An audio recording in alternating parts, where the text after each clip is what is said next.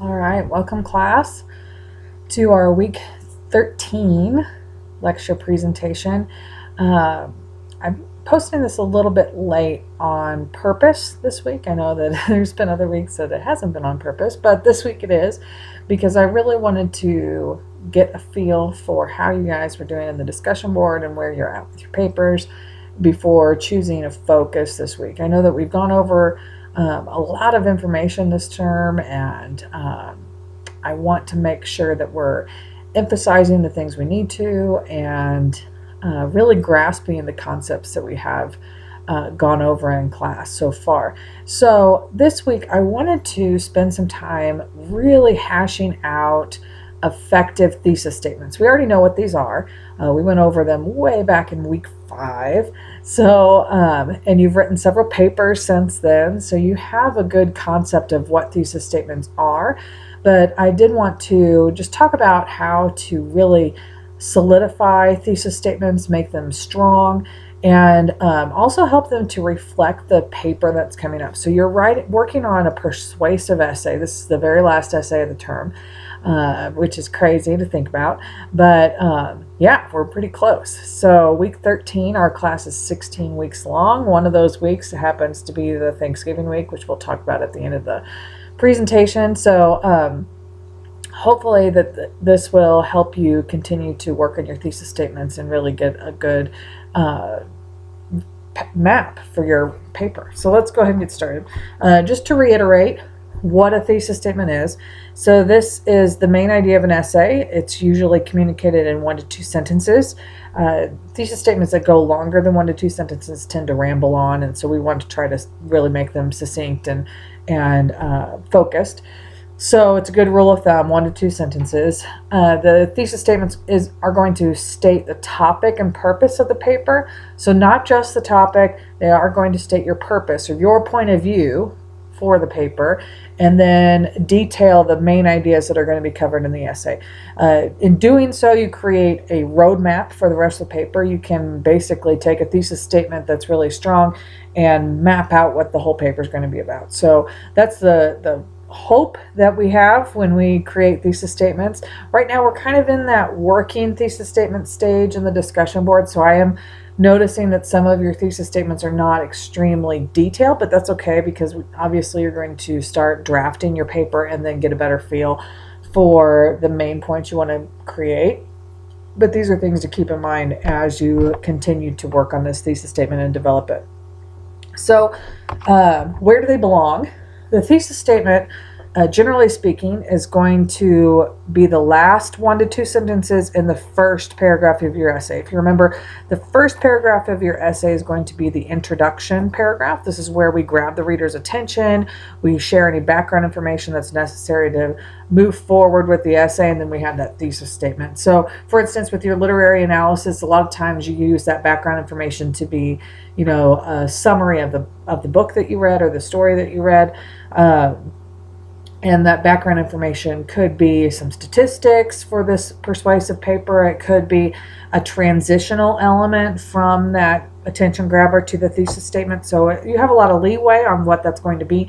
But generally speaking, the last 2 sentences or 1 to 2 sentences of the first paragraph are going to be your essay. Keep in mind that when you have a long essay, which you'll be writing one in Comp 2. So Comp 2 has an 8 to 10 page paper at the end of the semester, not to freak you out or anything, but it does have a longer paper. Sometimes introductions can be 2 paragraphs long when you have a long paper, and then you would just have that thesis statement extended to the end of the second paragraph. Also, other things, where would you find a thesis statement? Well, the conclusion of your paper, which is the last paragraph of your paper, should also kind of present a retelling of the thesis statement.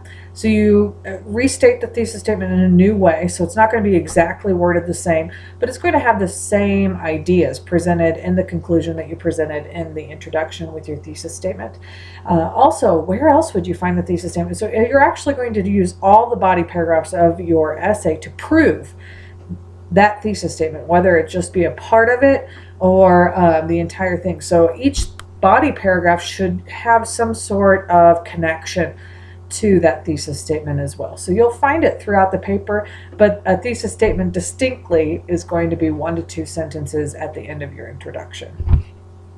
So the next thing I want to do, I've been teaching for a while, so I have a ton of student papers that are persuasive in nature. So what I wanted to do is kind of look through student examples of thesis statements for persuasive essays and kind of pick them apart.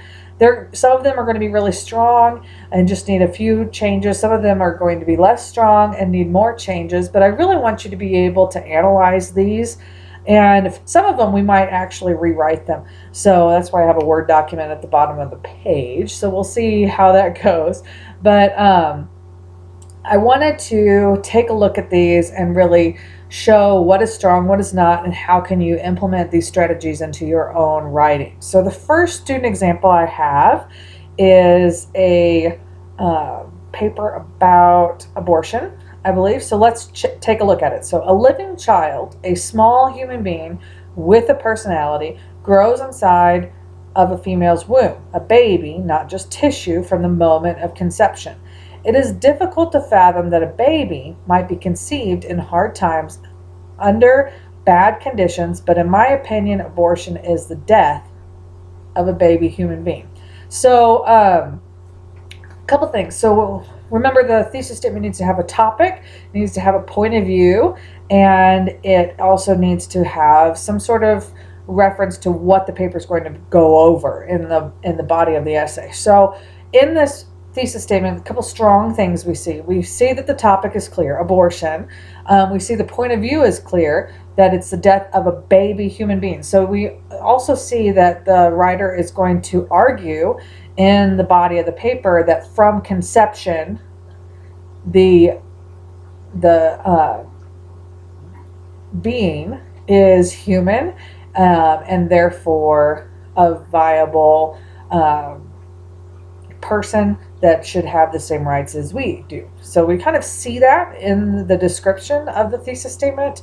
It's not just tissue, as some advocates would say. So we have these ideas of what constitutes life. So that's part of the abortion argument on when does life begin. And for a pro-life stance is saying that life begins at the moment of conception, which is here in the thesis statement. So we do see elements of a clear argument for against abortion. There are a couple details that I would say need to be removed. First of all, the phrase "in my opinion." Now, we have written first-person perspective papers, so like the narrative paper, even the first couple papers that we wrote in this class did include first-person perspective. But as we move into more academic and serious writing that have to do with persuasive or analysis and that kind of stuff, moving beyond first-person perspective, we really need to remove that as much as possible from our papers. So this statement could work without the phrase "in my opinion." So therefore, it is something that is unnecessary. I always say that you want to remove any unnecessary uses of first-person perspective.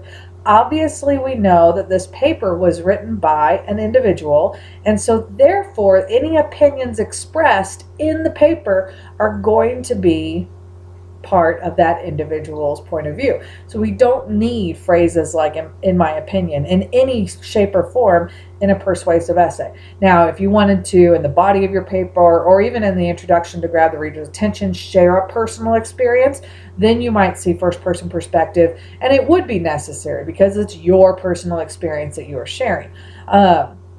But in this instance of the thesis statement, in my opinion, is not necessary. Another thing that I noticed, and you might have noticed this too, the second sentence, the first part of it was a little confusing to me. So it said, "It is difficult to fathom that a baby may be conceived in hard times under bad conditions." I think that this might have been a misuse of words. So why would it be difficult to fathom this? Wouldn't this be an instance where abortions would happen often if you have conceived in hard times under bad conditions, you have like the rape issue and incest issue. Those would be hard times and under bad conditions. So I think that phrase is probably unnecessary for the sentence, and it might have been even a mistype. So those are two things that I think would be important to remove from the statement in order to really strengthen the point of view.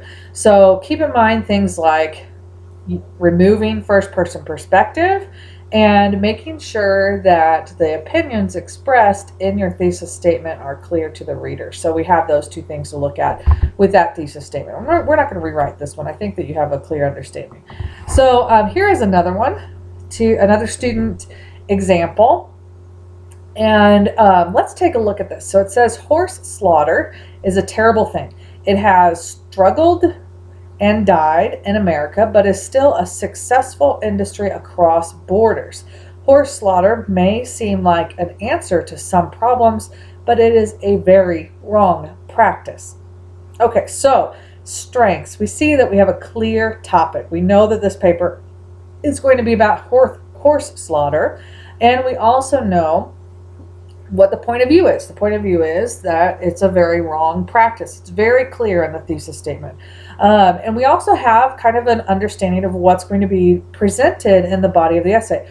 We can see that possibly this writer might go through the history of horse slaughter in America and then show how it's continuing to be a successful industry in other countries. And obviously the writer is going to talk about problems that can be solved with horse slaughter, but should not be. So we see these elements very clear what the body of the essay is going to be about. We have a clear topic. We have a clear point of view. So all of these things are great. So the thesis statement really has some important things as part of it. It's a strong thesis statement, but there are some things to change. So I think we'll go ahead and rewrite this one because it's not that difficult to rewrite. So I will say that there are some grammar issues, and we do want to pay attention to these. So for instance, there is a comma splice. I want you to take a look at the sentence and see if you could find it. It's probably pretty obvious because there's only one comma in the whole thing.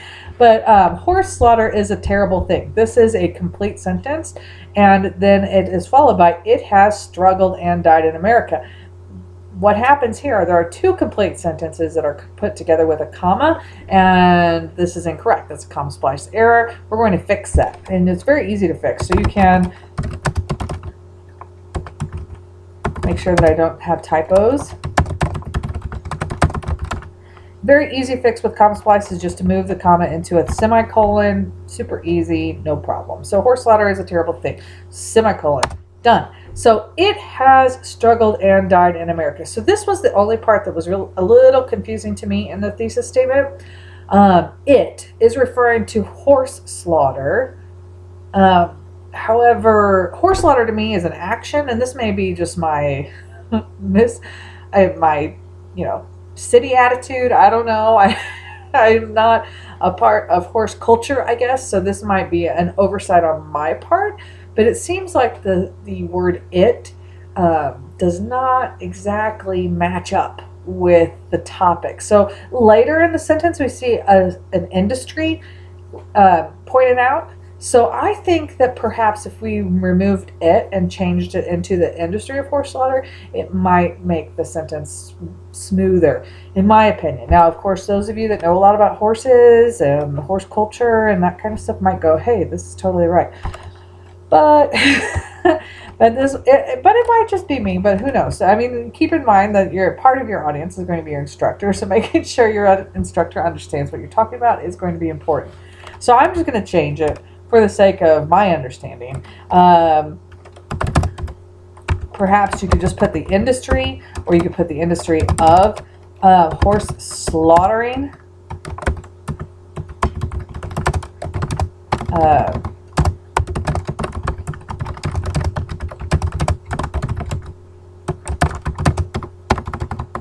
We don't need a comma there.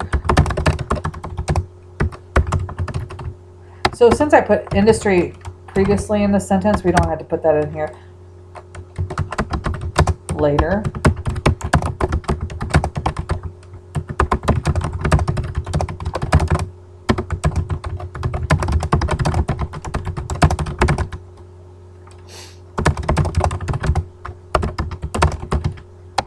things that you could probably change about this thesis statement is adding more detail in terms of what these problems may be. We don't have the rest of the paper, so we don't really have a clear understanding of what those could be. But if you wanted to continue to expand upon the thesis statement and add more detail, you could outline just a couple problems that you might go over in the rest of the paper. So grammar is important, but the other thing that we see is make sure that the audience connects to the thesis statement and has a clear understanding of what you're talking about. So being able to analyze your audience in terms of what their knowledge may be is actually important. And it could be even your instructor. Now you know I have very little knowledge on agricultural issues and very little knowledge on scientific issues. So if you wanted to keep that in mind on how much explanation you need to put in your paper, there you go. I'm an English teacher. I love literature, but sometimes the extra elements like that are a little bit out of my range of knowledge. All right, so let's look at another thesis statement by a student. This one says, pro-choice people believe that it is the woman's choice and right to make their own decisions about whether to have an abortion or not. Pro-life means you are anti-abortion. Sorry. Do you believe that abortion is a choice that should be given to people to make? Now, this thesis statement does one thing well. It really defines the point of views that will be analyzed in the paper.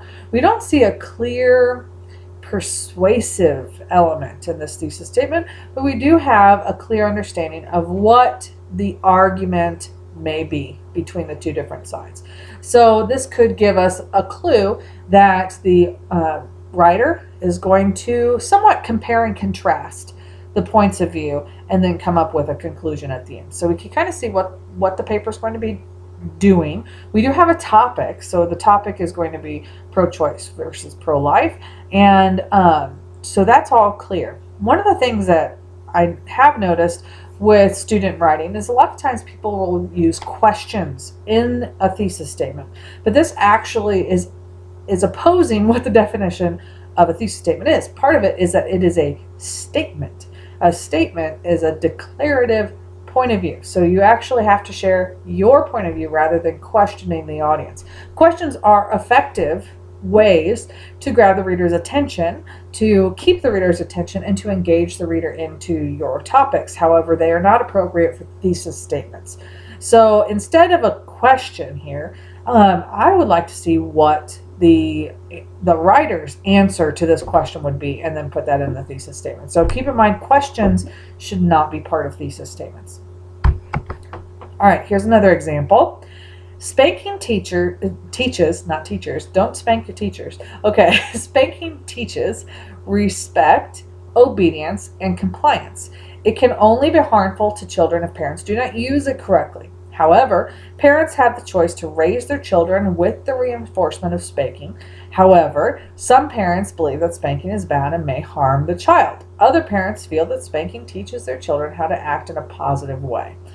I think that this has a clear topic. We see spanking is the topic.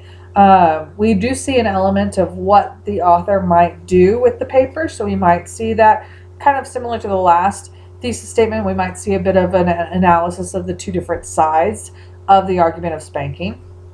But I think that what's happening here, one, of course, we do have grammar elements.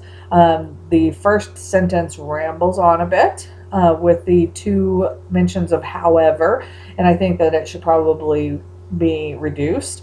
But the last sentence, and really the last couple of points that are made in the thesis statement, tend to take away from the argument. So we don't really get a clear picture of the author's point of view because of these last two elements. So some parents believe that spanking is bad. Other parents feel that spanking teaches their children how to act in a positive way. So what this does is it takes away from the point of view that the first sentence shares. So a lot of times what we see in student writing, and really anybody, doesn't have to be just students, but we see in writing, is we want to make sure that the audience isn't offended by what we're talking about. But with persuasive writing, you have to have an opinion, because you're going to then persuade the audience to agree with that opinion. So if you have one, stand firm in it, be confident in that point of view, because not only do you have the firm belief on something, but you also have done the research to back up your belief. And this paper should share that confident point of view that you have about a topic. If you do not feel confident and firm on a belief that you have for your paper, you may even consider changing topics, because a persuasive paper really needs to have that clear point of view and really have a strong opinion. And so what this thesis statement has done is take away from the author's opinion by kind of backtracking toward the end of the thesis statement. Perhaps a way to fix it would be to switch it around, to have the beliefs of other people at the beginning of the statement and then share the author's point of view. And then another way would be to just take out the last two elements altogether, and that would also help really strengthen the point of view in the thesis statement. Of course, we're going to put semicolons before the howevers, because that would be the correct grammatical way to do things, and probably remove one of the howevers, because that just seems rambling and that kind of stuff. But really we want to make sure that we're strong in our points of view, and those are portrayed in the thesis statement without backtracking, because really, how do you stand firm and have a clear argument if all you're doing is just trying to placate to the audience? Yes, we do need to make those connections, and we need to make sure that we're not offending people by, calling names, saying you're stupid because your point of view is stupid. We're not doing those types of things, but we also need to be firm in what we believe and be able to argue those points with clarity. Okay, here is another student example. I believe that the death penalty is necessary in the United States for many reasons, including keeping prisons from overflowing, making sure criminals stay off the streets, and closure for the victims' families, just to name a few. Okay, so what we have here are strengths. We have a clear understanding of what is going to be portrayed in the body of the essay. We know that the author is going to talk about prison overflowing. We know the author is going to talk about keeping criminals off the streets, and we know the author is going to talk about closure for victims' families. So these are elements that are definitely going to be in the body of the essay that is completely clear. We also know the point of view, that the death penalty is necessary. So another thing that we see as a problem, which we've seen in another thesis statement by a student, was the use of first-person perspective. That phrase, I believe. Okay? This is an unnecessary use of first-person perspective. If we removed it from the statement, it would still work. So the death penalty is necessary. Then we have, instead of the student being the topic of the sentence, we have the actual topic of the paper as the topic of the thesis statement. That's what we want to do. So we want to remove first-person perspective so that the reader can be totally focused on the topic that we're presenting. So this is another one I wanted to kind of rewrite, because it's pretty simple to do so. And I want to show how removing first-person perspective can strengthen the point of view. So I'm just going to take that out completely and just start with the death penalty.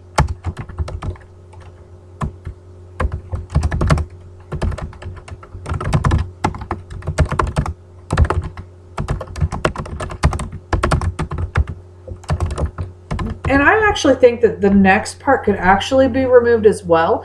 One of the things that this author does is kind of just hint at a few things that would be reasons to keep the death penalty in the United States, but it kind of presents this wishy-washy kind of feeling.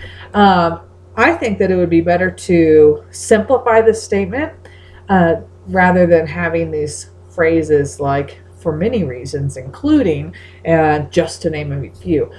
Those kind of take away from the strength of the statement, so I'm going to actually remove that. So the death penalty is necessary in the United States to keep prisons from overflowing, to make sure criminals stay off the streets and to allow closure for the victims' families. Okay, so this is a very short statement, but it still has strength to it. Let's take a look at it. The death penalty is necessary in the United States to keep prisons from overflowing, to make sure criminals stay off the streets, and to allow closure for victims' families. So this is a very simple statement, but it has a clear point of view.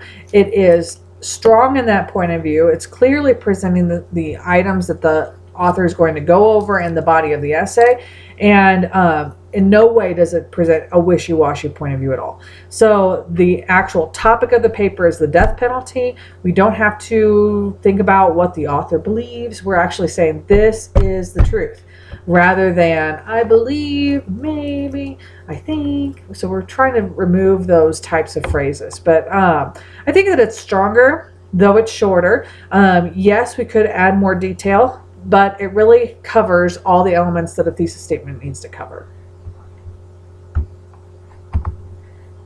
Okay, let's take a look. This is our last student example of a thesis statement, and let's take a look at it. Whatever your race, religion, color, gender, or sexual orientation, you, as a human being, deserve to have rights equal to that of your peers. Homosexuals should be able to legally marry in all 50 states because there is no reason to deny someone the right to happiness. Actually, I think that this thesis statement is really strong. It really connects to the audience on a personal level. It has a clear topic, which is homosexual marriage. It has a clear point of view that it should be allowed in all 50 states. And it also connects the entire audience. So it could be, you know, you might be of a different race or a different religion or all those different things. So we have a connection on many levels.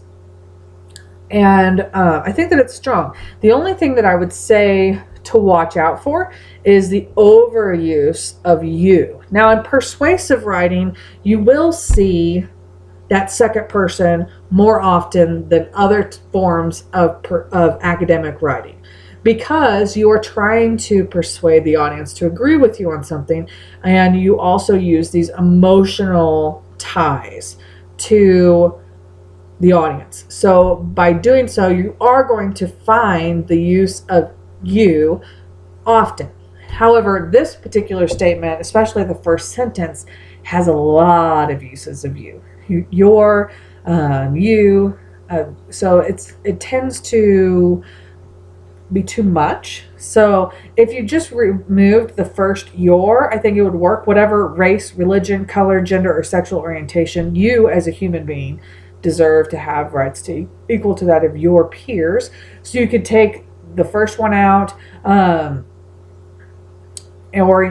so you can kind of juggle it a little bit more to remove one, and that might be a way to, you know, reduce, but you don't have to completely remove it from the paper. But otherwise, I think that's a very strong student thesis statement. It has a clear point of view. It connects to the audience. So it's a good job. So there are definitely times when I think that students do a great job. And I think that you guys are well on your way to creating strong thesis statements. I just wanted to make sure that we reiterate what a strong thesis statement is, and also be able to analyze thesis statements for those strengths and weaknesses, and how to then create stronger statements. So things to keep in mind this week. So we do have our reading, page 401 to 423 in the Longman Writer. You need to respond to the discussion board this week. We have the first draft due on Sunday. So we're actually doing something a little bit different. Instead of just